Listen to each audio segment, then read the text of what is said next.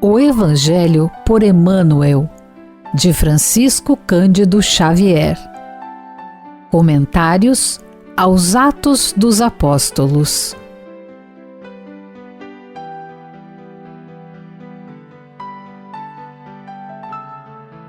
Nesses dias, multiplicando os seus discípulos, houve murmuração dos helenistas contra os hebreus, porque as suas viúvas eram desprezadas no serviço diário. Os 12, convocando a multidão dos discípulos, disseram: Não é razoável que nós deixemos a palavra de Deus para servir às mesas. Irmãos, selecionai dentre vós 7 varões atestados, cheios de espírito e sabedoria, os quais constituiremos sobre esta necessidade. Nós perseveraremos na oração e no serviço da palavra.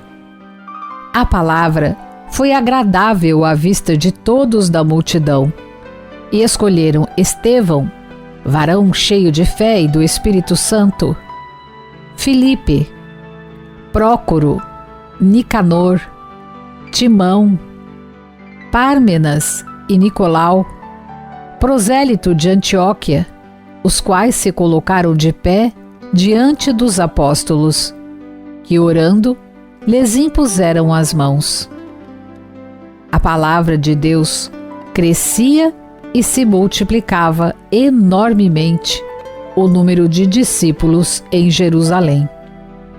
Numerosa multidão de sacerdotes obedecia à fé. Atos, capítulo 6, versículos 1 a 7. Os 7 auxiliares dos apóstolos. A casa dos apóstolos em Jerusalém apresentava um movimento de socorro cada vez maior aos necessitados, requerendo vasto coeficiente de carinho e dedicação. Eram loucos a chegarem de todas as províncias, anciães abandonados, crianças esquálidas e famintas. Não só isso.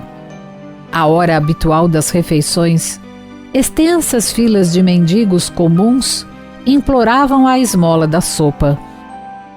Acumulando as tarefas com ingente sacrifício, João e Pedro, com o concurso dos companheiros, haviam construído um pavilhão modesto destinado aos serviços da igreja, cuja fundação iniciavam para difundir as mensagens da Boa Nova.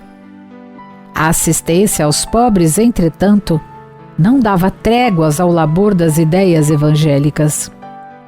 Foi quando João considerou desarrazoado que os discípulos diretos do Senhor menosprezassem a sementeira da palavra divina e despendessem todas as possibilidades de tempo no serviço do refeitório e das enfermarias, visto que, dia a dia, multiplicava o número de doentes e infelizes que recorriam aos seguidores de Jesus como a última esperança para os seus casos particulares.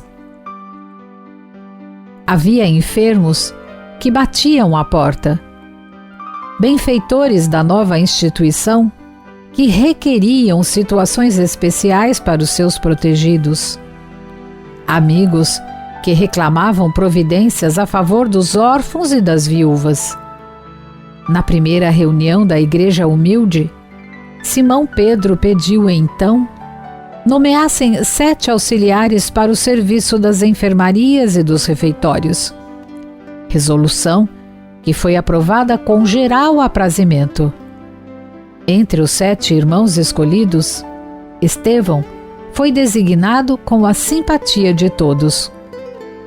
Começou para o jovem de Corinto uma vida nova.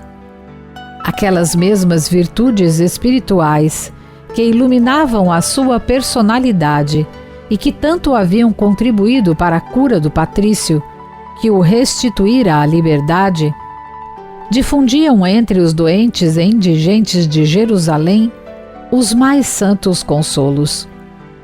Grande parte dos enfermos, recolhidos ao casarão dos discípulos, recobrou a saúde.